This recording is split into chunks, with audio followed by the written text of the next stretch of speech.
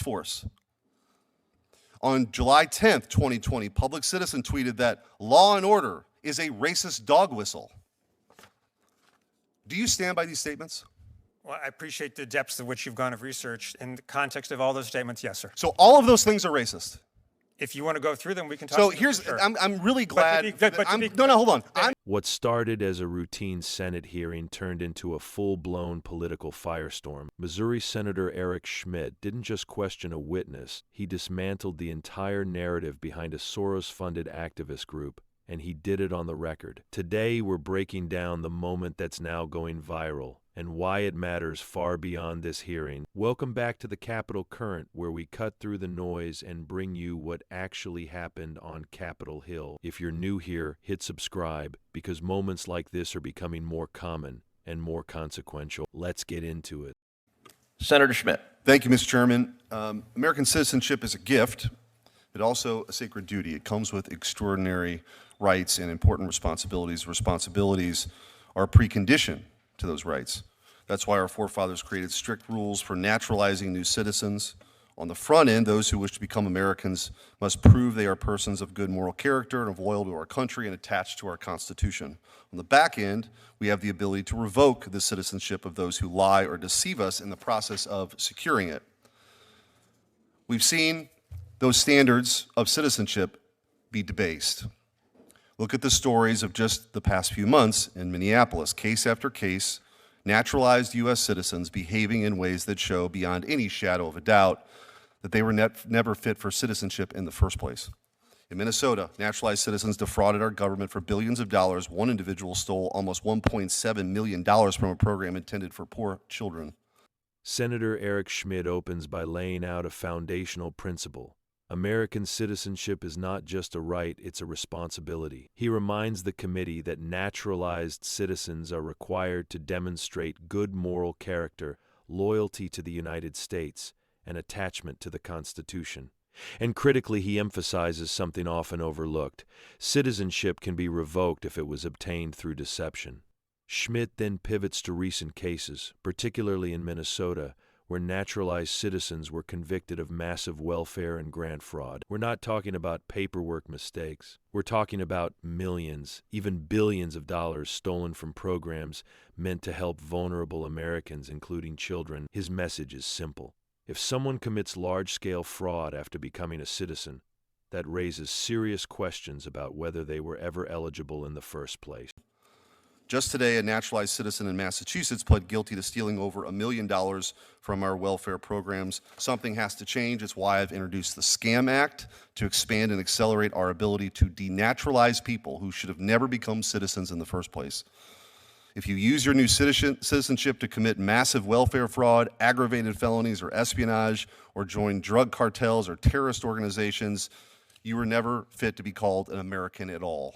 I encourage my colleagues on this committee to support that important legislation. This leads directly into Schmitt's proposed legislation, the Scam Act. The bill would expand and accelerate the government's ability to denaturalize individuals who commit massive welfare fraud, engage in aggravated felonies, participate in espionage, join drug cartels or terrorist organizations. Schmitt's argument is blunt.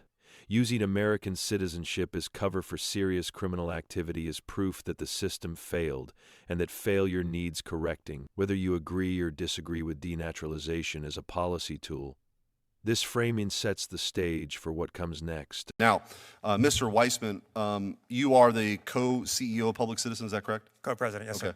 President, okay. Is welfare and grant fraud in the national public interest? I'm sorry. Is welfare and grant fraud in the national public interest? It is 100% contrary to the national interest. Okay, but taking it on would also be in the national interest, correct? Taking it on is absolutely in the American interest. Is fraud prevention is fraud prevention racist? Fraud prevention is not racist, no. Okay. Are current fraud prevention efforts by the Trump administration in Minnesota racist? No. Okay. Are deportations racist? Are deportations racist? It depends. They can be racist, Okay. for sure. Is ICE racist? I think the practices of ICE right now are abhorrent and should be abhorrent, exactly as you said, for American values. I think the practices of ICE right now are... But ICE itself, the organization, is it racist? enforcing immigration and customs laws per se is not racist. What ICE actually is doing, I believe, can fairly be characterized as racist. Yes, sir. All right. Schmitt then turns his attention to the witness, Robert Wiseman, president of Public Citizen, a left-leaning advocacy group. What follows is a rapid-fire exchange designed to establish baseline definitions. Schmitt asks, is welfare fraud in the national interest? Is fraud prevention racist? Are efforts to combat fraud racist? Wiseman answers clearly, fraud prevention itself is not racist. So far, there's agreement, but then Schmitt shifts the focus. I asked this because we did a little bit of digging into Public Citizen and found two things. One is you're funded by George Soros, correct? The Open Society Foundation is one of our funders, yes. And you call just about everything you don't like racist. That is not true, but Okay, well, I'm going to give you a few examples. sure. On December 11th, 2019, Public Citizen tweeted that the banking sector as a whole is racist.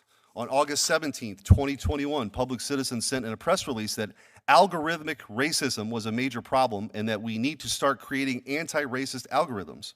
On December 23rd, 2020, Public Citizen tweeted that our healthcare system is a racist abomination. On April 7th, 2023, Public Citizen tweeted that expelling two Tennessee state reps for violating the legislature's rule was racism. On April 15th, 2021, Public Citizen tweeted that law enforcement in this country has been overrun by racism. On June 25th, 2020, Public Citizen tweeted, racism is the reason D.C. is not a state. On January 15th, 2019, Public Citizen tweeted that asking about citizenship status on the census was racist. On August 24th, 2020, Public Citizen tweeted, defund our racist, hyper-militarized, murderous American police force. On July 10th, 2020, Public Citizen tweeted that law and order is a racist dog whistle. Do you stand by these statements? Well, I appreciate the depths of which you've gone of research. In the context of all those statements, yes, sir. Schmitt confirms that Public Citizen receives funding from George Soros' Open Society foundations. Then he does something devastatingly effective. He reads Public Citizen's own past statements back to the witness. One by one, Schmitt lists tweets and press releases where Public Citizen labeled the following as racist: the entire banking sector, the U.S. healthcare system, law enforcement, asking about citizenship on the census, law and order as a concept, deportations, even legislative discipline in state government. Then comes the key question, do you stand by these statements? Wiseman doesn't hedge. He says yes, all of them. That's the turning point. So all of those things are racist. If you want to go through them, we can talk So about them, here's, for sure. I'm really glad. Hold on. I'm glad for this moment of clarity because a lot of witnesses would try to sidestep that. That's correct. But what you have shown in the questioning we've seen before, in just these examples, the public interest isn't your interest at all. It is not your interest at all. You use racism as an attempt to intimidate people to get your way. And it's not 2020 anymore. The American people are over it. So what you're going to find is we're going to prosecute, and it has nothing to do with race. We're going to prosecute because fraud was committed on a level that is so offensive to this country, your words that don't mean anything aren't going to stop what's coming. And I want you to take that back to George Soros and all these ridiculous funders you have to try to muddle the issue. Because justice is coming. And by the way, if I have it my way, we will denaturalize all these fraudsters and send them home. Mr. Chairman, I'm out of time.